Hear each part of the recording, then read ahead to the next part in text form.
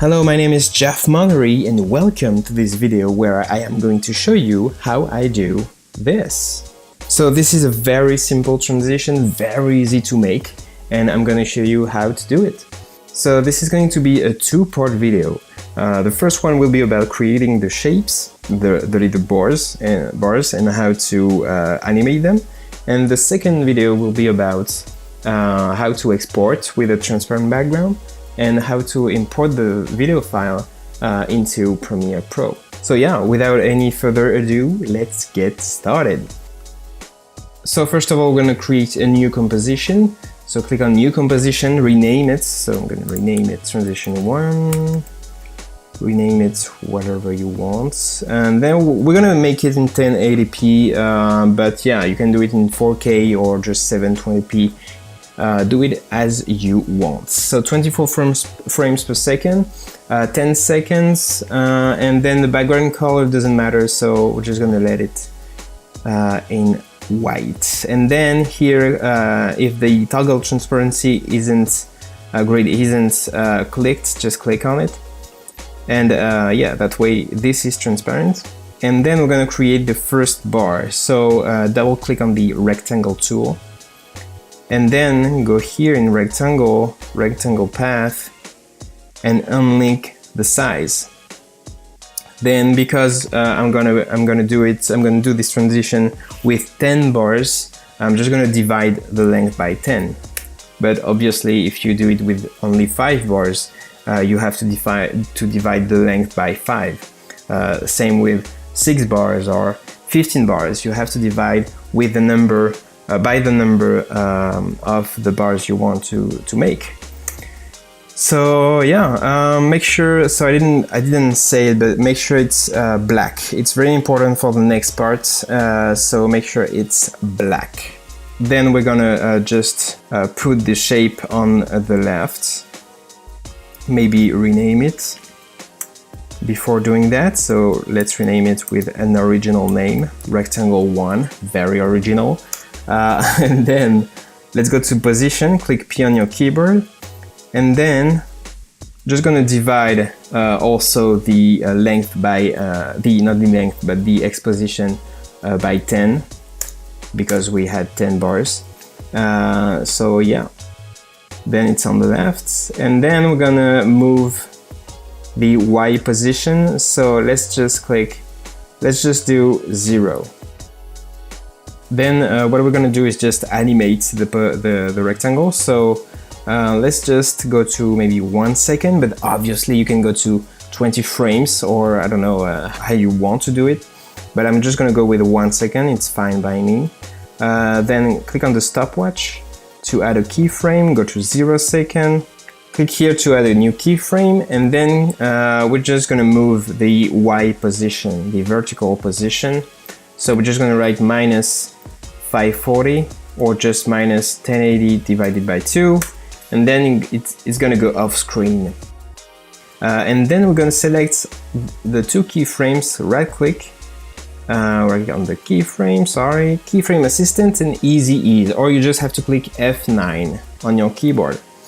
Then what we're gonna do is we're just gonna go in the graph editor, click on the graph editor icon, and then if you don't see this, just click here next to the eye and make sure that edit speed graph is checked. If it's not, just click on it, and then click on the curve and drag the yellow thing here in the middle, and click again on the graph editor icon to go back to the normal timeline. Then we're just gonna play it back maybe a couple more times to see the animation, and it's great for me. Yeah, I love it that way. So we're just gonna let it that way, and then now we can duplicate the rectangle, the first bar, to start making all the other bars. So Command D if you're on a Mac, or just Control D if you're on Windows, or maybe you can just go to Edit and Duplicate. And then what we're going to do is just click on P on your keyboard, And then what we're gonna do is just hold Alt on your keyboard and click on the stopwatch here to make sure that the expression panel appears.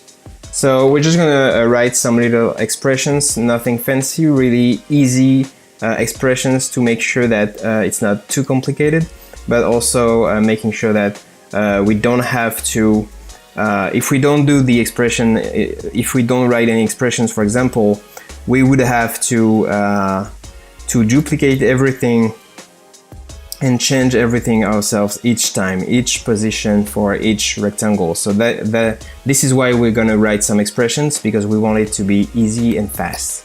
So we're just gonna write some easy things. So we're just gonna write open bracket and close bracket, and then inside we're gonna go with value open bracket 0 and close bracket, comma, value open bracket 1 and close bracket. And we're just gonna let it go, so click anywhere else. And as you can see, it doesn't change anything. So rectangle 2 is on top of rectangle 1 still, because right now we're just saying, okay, value 0 is the value here, the X value, and the value 1 here is the Y position, Y value. So right now we're just saying, okay, for this rectangle, the position would be what's written here, basically. Then go to the beginning of the, we can change value 0, that's what we're gonna do. And then we're gonna write something like X for the X position, but actually you can write whatever you want. So for example, I can write Jeff Monnery as long as I define it, as I define what is Jeff Monnery. I'm good. But yeah, you can write whatever you want. So let's just write X for the X position, click at the beginning on the line and just click enter. And then we're gonna define what X is. So let's just say X equals, click here on the spiral and just drag here and let go when you are above the X position of rectangle 1. Because right now what we want is just make sure that it's the second bar is next to the first one. So this is why we're gonna also add plus 192. 192 is the length of the first rectangle. It's also the length of the second one, but right now we're just gonna go with the length of every bar. Every single bar are gonna be 192 in length. So because of that, we're just gonna write plus 192 and then semicolon. And if we let go, now, yeah, both rectangles are next to each other. And right now, if we do that again, if we duplicate rectangle 2, rectangle 3 is now on top of rectangle 2, and we would have to say the same. But this time, if we click P, and then I'm gonna watch here. If you watch closely, rectangle 3 follows the layer rectangle 1, so we would have to change rectangle 2. Right, we're just gonna write rectangle 2, and now it's next to rectangle 2. And then if we duplicate, etc., etc. But what we want is something more automated. We don't want to change every single time we duplicate. So what we're gonna do is just undo things until here, and then we're gonna remove rectangle 1 here, and we're gonna write index plus 1.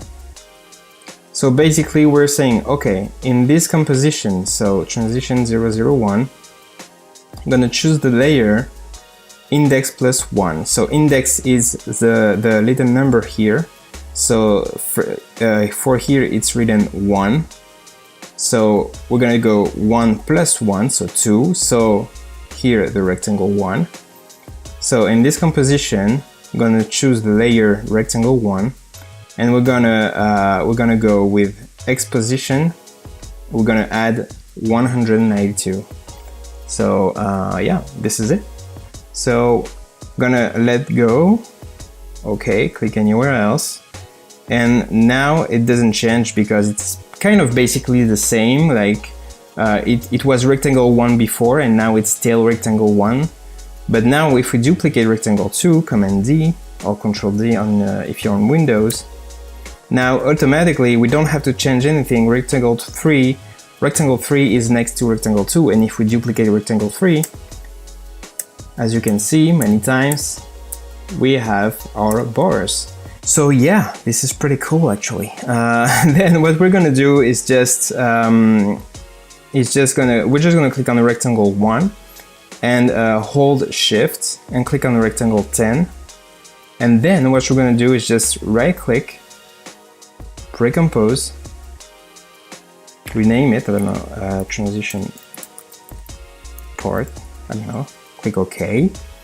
And then what we have is our first, the top bars. But right now it's like all the same, like they are all together coming down. So to change them, what we have to do is just go back to transition. So double click on transition part and or whatever you called it. And then click on the 0 seconds here, go to 0 second. Maybe go to 3 frames, maybe 4, maybe 3.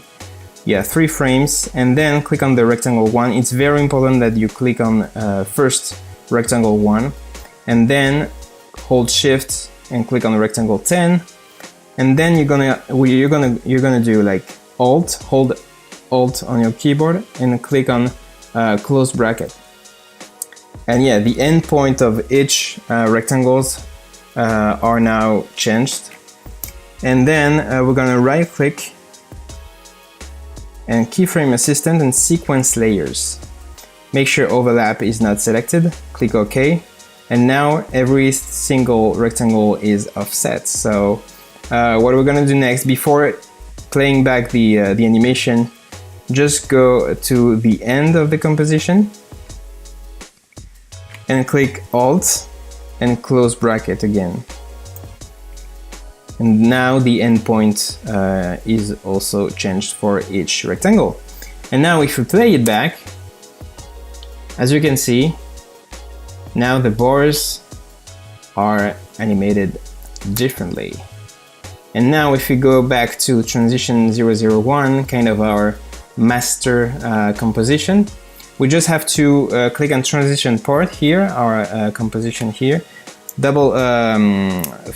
just click Command D, duplicate it, Command D or Control D if you're on Windows, and then on the first one, or maybe second one, doesn't really matter at this point, click R to make the rotation appear, and just write 180 here. And now, when we play it, magic. We have our animation, we have our transition.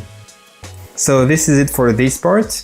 In the next video, we're gonna see how to export with the transparent background and how to import the video file into Premiere Pro and use it with different clips. So if you like the video, you can press like. If you have any questions, please let me know in the comment section. And of course, you can subscribe to the channel for more tutorials. And yeah, this is it for me, guys. So my name again is Jeff Monnery, and I will see you in the next video.